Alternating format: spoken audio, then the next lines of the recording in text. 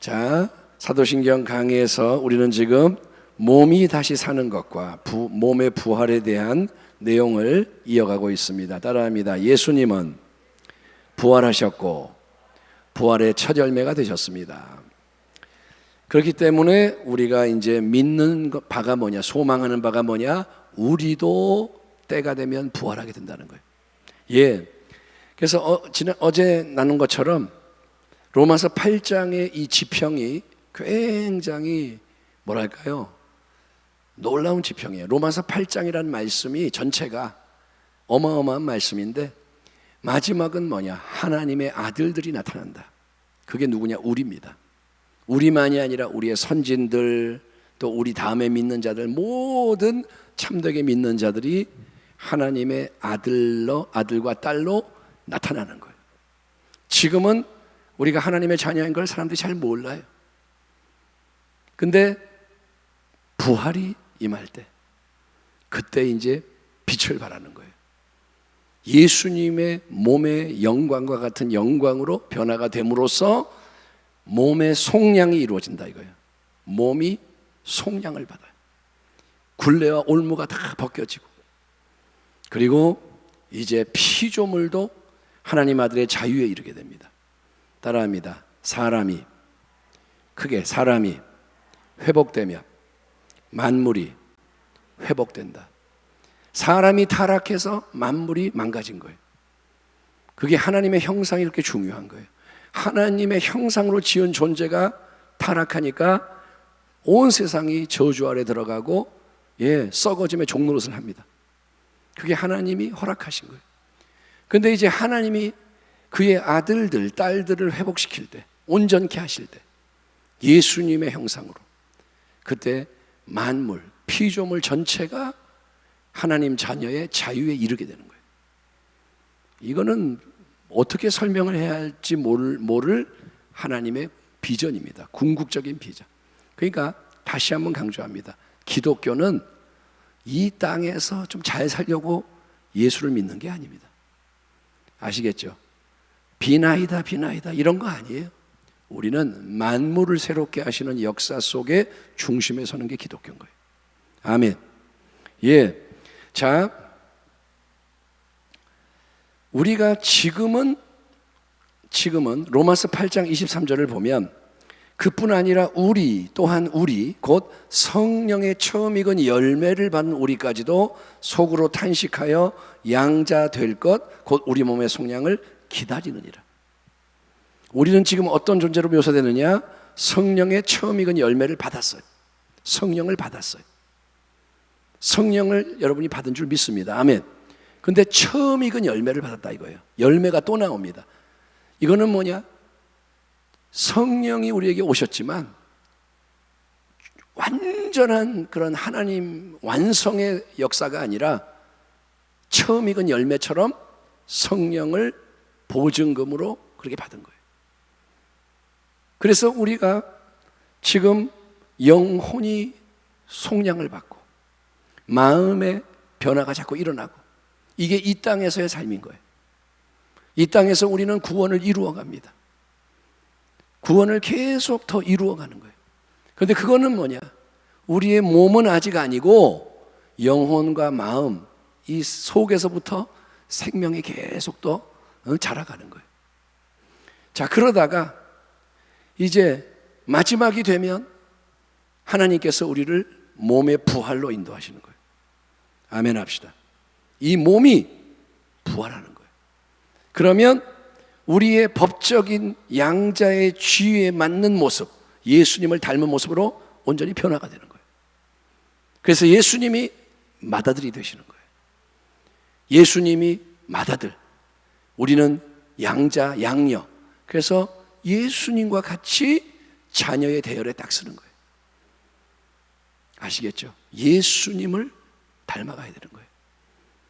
왜 거룩해져야 하느냐? 거룩해야 예수님을 닮아가죠. 그러니까 이 땅에서도 거룩을 위해 싸우고, 마지막에 하나님은 결정적으로 부활을 통해 점과 흠과 티가 없게 완전하게 만드시는 거예요. 그걸 향해서 믿음의 행진을 하는 겁니다. 아멘. 그래서 여러분은 몸의 속량을 기다리셔야 돼요. 아멘. 애기야, 애기야. 어디까지 올 건데?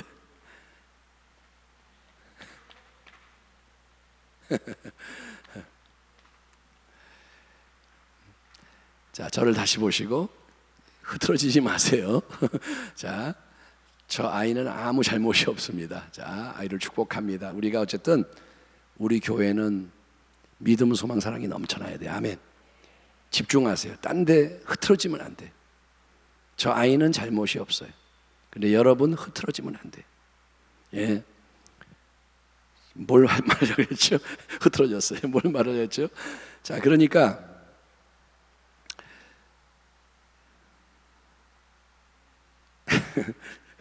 예수를 닮은 모습으로 변화되는 것, 여기에다가 초점을 맞춰야 돼요. 그리고 여러분은 소망을 정말 뜨겁게 가져야 돼요.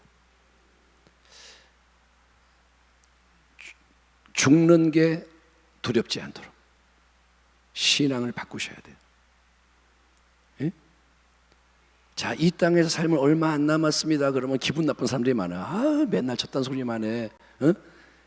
어떤 목사님들 모임에 갔는데 나이가 많은 목사님한테 어떤 분이 축사를 하는 거예요. 생일이었나 뭐 잔치인가. 근데 자, 목사님은 500살까지 사시기 바랍니다. 그러니까 목사님이 할렐루야 그러고 사람들이 박수치고 막 그래. 제가 볼 때는 문제가 많아요. 무슨 500살까지 살아요? 네? 하나님이 말씀하신 게 아닌데. 그러니까 그런 거를 내가 뭐 농담이지만 말한다는 건 뭐냐면 진리를 안 믿는 거예요. 여러분은 꼭 필요한 만큼만 사시기 바랍니다. 사명을 이룰 때까지만 사시기 바랍니다. 그러면 기뻐해야 돼요. 그러니까 내 신앙이 천국 신앙, 영혼의 신앙이 딱 돼야 가든 말든 상관이 없는 거예요. 예? 그게 정립이 딱 돼야 돼요. 그래야 모든 게 이제 맞춰지는 거예요. 예? 그래서 중요한 건 뭐냐? 마라나타, 주 예수여 오시옵소서. 이게 그냥 하는 말이 아니라 내 영혼의 갈망이 돼야 되는 거예요. 네 소원이 뭐냐? 예수님 다시 뵙는 거예요. 바울의 소원이 그거예요. 하루라도 빨리 주님 얼굴로 만나고 싶어요. 그러나 살아있는 동안은 달리겠습니다. 사명을 위해. 딱 두 가지예요. 주님 뵙는 게 제일 좋고 직접 뵙는 게 지금이라도 당장 제일 원하는 거고, 근데 살려주시면 사명이니까 달려가겠다. 두 가지예요. 살아도 예수, 죽어도 예수. 그러니까 모든 상황이 상관이 없는 거예요. 그게 신앙이라는 거예요. 아멘. 예, 그런 신앙으로 체질이 바뀌어야 돼요. 아, 목사님 그거는 불가능하죠. 은혜가 역사한다니까요. 믿으라는 거예요. 제발 믿으라는 거예요. 그래서 누군가 그 길을 뚫고 나가면 사람들이 그런 거야. 진짜구나. 저게 맞구나. 기도원의 300의 역사가 승리하니까 비로소 이스라엘 모든 백성이 움직이는 거예요. 그런 거예요. 누가 길을 열고 나가면 그때는 따라오기 시작해. 근데 그 전까지는 딴소리하고 방해하고 막 그런단 말이에요. 그러니까 여러분, 영광스러운 유업을 위해서 기왕이면 선봉에 서기 바랍니다. 아멘. 예. 자, 예수님이 부활하신 것을 생각해 보세요. 그분의 몸은 어땠느냐? 예수님은 나는 유령이 아니다 그러시는 거예요. 예수님이 나타나시니까 제자들이 벌벌벌 떨어요. 나는 유령이 아니다. 유령은 몸과 뼈가 없지만 나는 몸과 뼈가 있지 않느냐. 그리고 그 예수님의 몸은 만져볼 수가 있었습니다. 자, 도마야 만져봐. 허용하시는 게 뭐냐? 유령이면 못 만져요. 예수님은 부활하신 몸은 만질 수가 있었어요. 그러나 그 몸은 뭐냐? 이전의 몸이 아닌 게 공간이 닫혀 있는데, 제자들이 숨어 있는데 주님이 촥 나타나시는 거예요. 주님이 밖에서 누구세요? 나야. 아, 예수님. 문 여니까 들어오시는 게 아니라 문을 닫아놨는데 막았는데 주님이 들어오시는 거예요. 부활하셨기 때문에. 아멘. 그게 부활의 몸. 그러니까 우리는 다 이해할 수가 없어요. 엠마오로 가는 제자들이 예수를 만났는데 못 알아봐요. 예수님이 바로 옆에 있는데 대화를 하는데 못 알아봐요. 영이 눈이 다쳐서 뭐 그런 표현이 있지만 어쨌든 맨눈으로는 봤을 때 못 알아보는 거예요. 부활의 몸은 기존의 몸과 다르다 이거예요. 근데 영안을 열어주시니까 또 예수님을 알아봐요. 그러니까 또 예수님이 사라져버려요. 갑자기. 그러니까 이게 뭐냐? 부활의 몸은 지금의 이 몸이 아니라는 거예요. 아멘. 근데 예수님의 몸에는 뭐가 있느냐? 십자가의 상처가 있는 거예요. 부활했지만 그 상처가 없어지는 게 아닙니다. 예? 아무튼 간에 부활의 몸에 대해서는 다 알 수는 없지만 이게 뭘까? 성경에 나오는 그런 단서들을 가지고 우리가 조금은 생각해 볼 수가 있습니다. 그 몸은 지금의 이런 몸이 연약한 몸이 아니에요. 능력의 몸이고, 아멘. 거룩한 몸이고, 예. 사도 바울이 뭐라느냐? 썩어질 것이 썩지 아니함을 입는다. 부활의 몸은 썩지 않아요. 불멸의 몸, 죽지 않아요. 그것은 영광스러운 몸이고, 예, 그것은 능력 있는 몸이고, 아무튼 하나님은 그런 새로움으로 우리를 변화시키는 겁니다. 부활의 몸에는 우리가 부활하게 되면 더 이상 죄를 짓도록 자극하는 정욕이 역사하지 않을 것입니다. 따라합니다. 부활하면 육체의 정욕이 사라질 것이다. 지금은 육체의 정욕이 있어요, 없어요? 있어요. 목사님도 육체의 정욕이 있고, 장로님도 있고, 예? 다 있어요. 음란한 거 보면 정욕이 일어나고, 누가 뭐라 그러면 미운 마음이 싹 올라오고, 그게 없으면 좋은데 그게 자꾸 고개를 들고 일어나는 거예요. 하나님이 허락하신 거예요, 이 땅에서는. 근데 부활하고 나면 그 모든 죄를 짓는 성향, 악으로 기우는 마음이 이제 역사하지 않습니다. 그러면 뭐냐? 성령께서 원하시는 거룩한 생각만 하는 거예요. 육의 생각은 사망, 영의 생각은 생명. 아멘. 부활의 몸에는 생명만이 역사하는 거예요. 성령이 이끄시는 생각만이 넘쳐나는 거예요. 그러니까 영적 전쟁이 끝나는 거예요. 그때는 더 이상 아이고 힘들어 이런 게 아니에요. 부활의 몸은 썩지 않고 영광스럽고 강한 몸이고 신령한 몸이다. 고린도전서 15장 부활장에 그런 묘사가 나옵니다. 그리고 예수님이 사두개인들과 이제 논쟁한 그 유명한 장면을 보면, 사두개인들이 그런 이제 예수님을 올가매려고 이상한 얘기를 한 거예요. 예수님, 율법에 의하면 형이 결혼을 했는데 아이가 없이 죽었다. 그러면 형수가 동생에게 이제 들어가서 아이를 낳을 때 그 첫째 낳은 아들을 형의 아들로 해서 가문에 이걸 이어가라고 하셨는데, 그게 율법의 어떤 규정이에요. 형이 자식이 없이 죽으면 형수를 통해서 자식을 낳아서 첫 번째 이 아들은 형의 아들로 이렇게 이어질 수 있도록 해주는 겁니다. 그런데 사두개인들은 부활을 안 믿는 사람들이거든요. 그러니까 이상한 상황을 만드는 거예요. 근데 예수님, 우리 가운데 7 형제가 있었는데요, 형이 형수를 남겨놓고 죽었어요. 아이가 없이. 둘째가 이제 형수하고 관계를 맺었는데 둘째도 아이가 없이 죽었어요. 셋째가 또 받았는데 아이가 없이 죽었어요. 그래서 7이 다 죽었어요. 여자도 죽었어요. 그러면서 하는 말이 뭐냐? 그러면 예수님, 나중에 부활한 다음에는 이 여자는 누구의 아내가 되는 거예요? 7명하고 다 했으니 누구의 아내예요? 동시에 다 아내 할 수는 없잖아요. 그러니까 인간적으로는 이게 뭐냐? 답을 할 수 없는 문제를 던진 거예요. 근데 예수님 뭐라 하냐? 너네는 성경도 모르고 하나님의 능력도 모르는 도다. 예? 부활한 다음에는 예수님 뭐라 하냐? 천사들과 같은 상태라서 부활한 다음에는 시집가고 장가가는 이 땅에서의 그런 관계가 없다. 초월한다. 그렇게 말씀하신 거예요.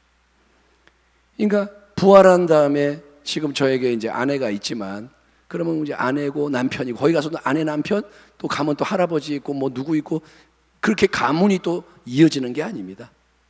부활한 다음에는 새로운 질서인 거예요. 아멘. 우리의 몸이 영광스러운 몸이고 관계가 다 주 안에서 완전한 관계로 바뀌는 거예요. 예. 자, 예수님의 근데 몸에는 다시 한번 묵상해 봅니다. 뭐가 있느냐? 지금도 예수님의 손에는 못자국이 있어요. 보지 못했지만 여러분 믿으십시오.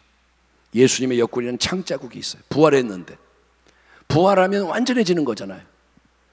완전해지니까 상처가 없어져야죠. 그럼 인간의 생각으로는 상처난 게 싹 치유가 되고 온전해져야지. 근데 아니요. 부활의 주님의 몸에는 못자국과 창자국이 그대로 남아있어요. 그리고 찬송가의 어떤 가사에 의하면 그 못자국과 창자국이 영광 중에 빛난다 그랬어요. 아멘. 예수님의 고난의 흔적이 빛나는 거예요. 여러분, 거룩한 고난의 흔적, 그걸 하나님이 지우지 않으시는 거예요. 그게 빛을 발하는 거예요. 천사도 흠모한다. 알기를 원한다. 여러분, 그러니까 이 땅에서의 고난이 장차의 영광을 가져오는 것이 하나님의 비밀인 거예요. 역설입니다. 신비입니다. 그러니까 이 땅에서 여러분 열심히 예수의 흔적을 만드세요. 바울이 뭐라냐? 내 몸에는 예수의 흔적이 있다. 스티그마, 상처가 있다. 그 상처는 나쁜 짓 하다가 얻은 상처가 아니라 주의 복음을 위해, 남을 위해, 하나님의 영광을 위해 달려가다가 얻은 상처들인 거예요.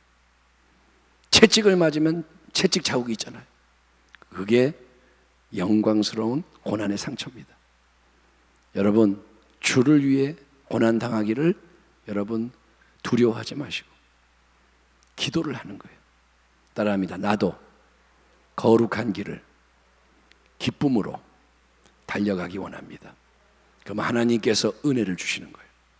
은혜가 임하면 권능이 임하고 평강해지는 거예요. 그러니까 내 힘으로 하는 게 아니다. 주의 은혜의 능력으로 하는 거예요. 그래서 뭐든지 할 수 있는 거예요. 당신이 원하고 따라가면 하나님이 이루시는 거예요. 마지막 때 어떤 고난이 와도 뒤로 물러가지 마십시오. 아멘. 진짜가 되십시오. 고난 때문에 굴복하지 말란 말이에요. 고난을 이길 능력을 구하십시오. 그래야 영광 중에 빛나는 유업을 얻게 되는 겁니다. 부활은 몸이 온전케 되는 것인데, 그거는 하나님께서 특별히 그분의 영이신 성령을 통해서 이루시는 새 역사입니다. 우리가 지금 고백하잖아요. 성령을 믿사오며 거룩한 공교회와 성도가 서로 교통하는 것과 몸이 다시 사는 것. 아멘. 그러니까 이게 뭐냐? 성령의 역사로 이제 교회를 세우고, 성령의 역사로 성도의 교제를 이루시고, 성령의 역사로 몸의 부활을 이루시는 거예요. 로마서 8장 11절, 그 말씀을 우리 같이 한번 읽고 이제 마무리하겠습니다. 로마서 8장 11절을 한번 같이 읽읍시다.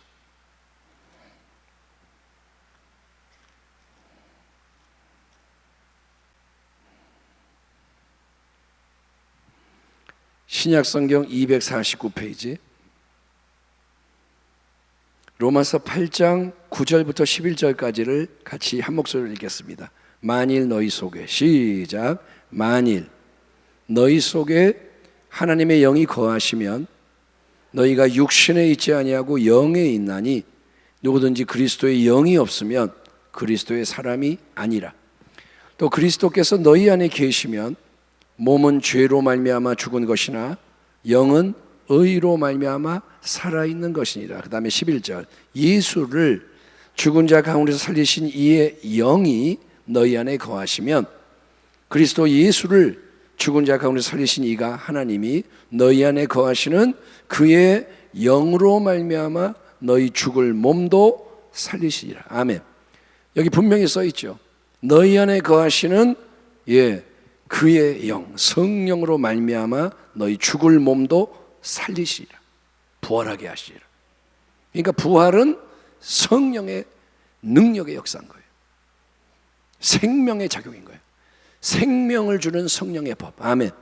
성령은 새 생명을 주는 거예요. 그래서 이 몸에도 새 생명이 넘쳐나게 하는 거예요. 그게 부활이라는 겁니다. 그 영광스러운 소망을 여러분 구하십시오. 아멘. 하나님은 모든 걸 주기 원하세요. 하나님은 좋으신 하나님. 아멘.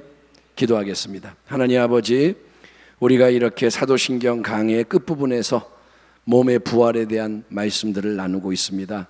우리의 몸이 지금 이 아버지 연약한, 이 미약한, 이 더러운 악한 몸이 마지막에는 영광스럽게 충만하게 변화된다고 약속하시니 그 온전한 구원의 완성을 위해서 몸의 속량을 바라보며 우리가 이 땅에서 선한 싸움 싸우며 달려가게 하여 주시옵소서. 이 땅에서의 여정이 얼마 안 남았습니다. 지혜를 가져라 말씀하십니다. 절대로 안일하지 말고 조급하지 말고 한눈 팔지 말고 이제는 세월을 아껴라. 때가 악하다. 성령 충만 받아서 감사하고 찬양하고 관계가 충만해지고 그리고 전신갑주를 입고 싸우라 하시니 우리가 이제 사명을 위해서 온전히 깨어나고 그렇게 달려갈 수 있도록 계속 은혜를 더하여 주시옵소서. 작은 자에게 은혜를 주시고 우리가 연약하오니 은혜를 주시고 주의 말씀만을 이룰 수 있도록 도와주시옵소서. 기도하는 시간 아버지 방해받지 않게 하시고 더 깊은 기도로 하나님 성령이 이끄시는 기도로 나아갈 수 있게 하여 주시옵소서. 기도할 때 하늘 문이 열리게 하여 주시고 새 일들이 나타나게 하여 주옵소서. 감사드리며 축복하며 예수님의 이름으로 기도하옵나이다. 아멘.